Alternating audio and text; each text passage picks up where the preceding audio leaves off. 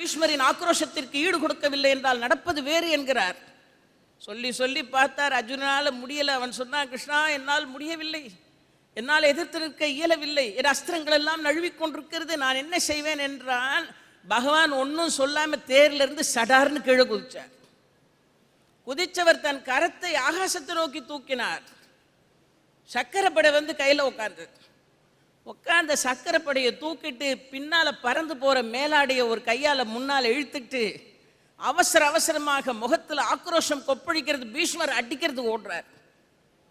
அவர் சக்கரப்படையை தூக்கிட்டு ஓடின காட்சியை பார்த்தார் பீஷ்மர். அவ்வளவுதான், ஆயுத அஸ்திரத்தையெல்லாம் கீழே போட்டார்.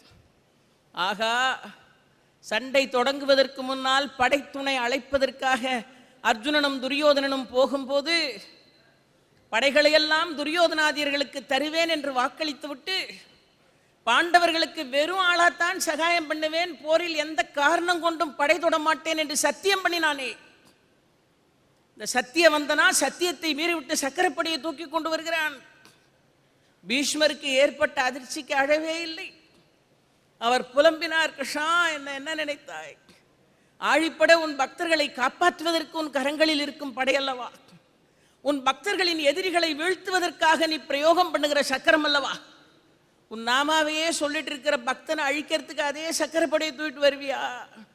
கிருஷ்ணா என்ன மகாபலின்னு நினைச்சியா, இல்லை இரணியன்னு நினைச்சியா? என்ன பீஷ்மர் நினைச்சிருந்தா என்ன உன்னால் அடிக்க வர முடியுமா? பகவானே, இப்படியும் நடக்குமா என்று என்னால் கற்பனை கூட செய்து பார்க்க முடியவில்லை. பீஷ்மர் புலம்பி தவிக்கிறார். பீஷ்மர் அழுது புலம்புகிறார். இதை பார்த்தான், ஆழிப்படையோட ஆக்ரோஷமா பகவான் ஓடுறதை பார்த்தான். தேர்லேருந்து அர்ஜுனன் கீழே குதிச்சுட்டான். குதித்தவன் ஓடி வந்து கிருஷ்ணர் காலை கட்டிட்டான். கட்டினவன் சொன்னா, பகவானே தயவு செய்து ஆழிப்படையை ஏவிடாதே. அவர் எங்க பாட்டனார் இல்லை, எங்க அப்பா. தந்தையை சிறு வயதில் இழந்த நாங்கள் அவரைத்தான் அப்பா அப்பா என்று அழைத்திருக்கிறோம். என் கண்ணு முன்னால நீ அவரை அழிக்கிறதுக்கு நான் சம்மதிக்க மாட்டேன். பகவானே, நீ சக்கரப்படியை திருப்பி அனுப்பினால் ஒழிய உன் காலை விடமாட்டேன்னு இறுக பிடித்தான். இங்கே ஆழிப்படை ஒரு கை ஆடையை இழுத்து சரி செய்கிறது, முகத்தில் ஆக்ரோஷம், காலை பிடிச்சிருக்கான் அர்ஜுனன். பகவான் மனசு நினைக்குது, எவ்வளோ இருக்க என் காலை பிடிச்சிருக்கான். இது மாதிரி முன்னால் ஒருத்தன் பிடிச்சான். யார்? நான் சின்ன குழந்தையா இருக்கும்போது இந்த ததி பாண்டவன் ஆயர்பாடியில் ஒருத்தன், அவன் வீட்டில் வரிசையாக தயிர்த்தாளியை வச்சு வெண்ணெய் கடைஞ்சி வச்சுட்டு வெண்ணெயை கிருஷ்ணன் வரத்துக்குள்ளே எடுத்து வச்சிடணுமேன்னு அவன் நினைக்கிறதுக்குள்ளே நான் ஓடிட்டேன். அது வீட்டில் போய் பார்த்தேன், தயிர்த்தாழியில் அப்படியே பரங்கிக்காய் அளவு வெண்ணெய் மிதந்துட்டு இருந்தது. அதை எடுத்துக்கிட்டு இருந்தேன். ததி பாண்டவன் வந்துட்டான். ஓடி போய் கதவுக்கு பின்னால் ஒழிஞ்சிட்டேன். உடனே ததிபாண்டவன் வந்து எட்டி பார்த்தான். கள்ளகிருஷ்ணன் வந்துட்டான், வெண்ணெயை திருடு அப்படின்னு எட்டி பார்த்தான். நான் என்ன பண்ணேன் தெரியுமா?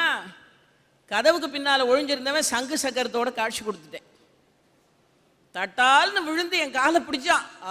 நீ பரம்பொருள் இல்லையா, நீ மகாவிஷ்ணு இல்லையா, கிருஷ்ணா என் வீட்டுக்குள்ளே வந்தியே, நான் என்ன பாக்கியம் பண்ணணும், எல்லா வெண்ணையும் எடுத்துக்க அப்படின்னு காலை இருக்க பிடிச்சவன் சொன்னான். விடமாட்டேன், என்னை தேடி நீ வந்த பிறகு விடுவேனா? நீ எனக்கு முக்தி கொடுக்கறதா சொல்லு, அப்போதான் காலை விடுவேன். எனக்கு மட்டுமில்லை, என் மனைவிக்கு, என் குழந்தைகளுக்கு, என் வீட்டு மாடுகளுக்கு, என் வீட்டு தயிர்த்தாளிக்கு எல்லாத்துக்கும் முக்தின்னு சொல்லு. இப்போ பகவானுக்கு ஓடணும். ஏன்னா ததிபாண்டவன் வீட்டுக்குள்ளே சும்மா வரல, தான் வீட்டிலேருந்து வெண்ணெய் கோவலையை தூக்கிட்டு வந்தார். பின்னால் யசோதை அடிக்கிறதுக்கு ஓடி வரா. அம்மா கிட்டேருந்து தப்பிக்கணும். அதனால் யார் யாருக்கு முக்தியோ எல்லாம் சேர்த்துக்க, அத்தனை பேருக்கு முக்தி கொடுத்தாச்சு, என்னை ஆழ விடுவிட்டார்.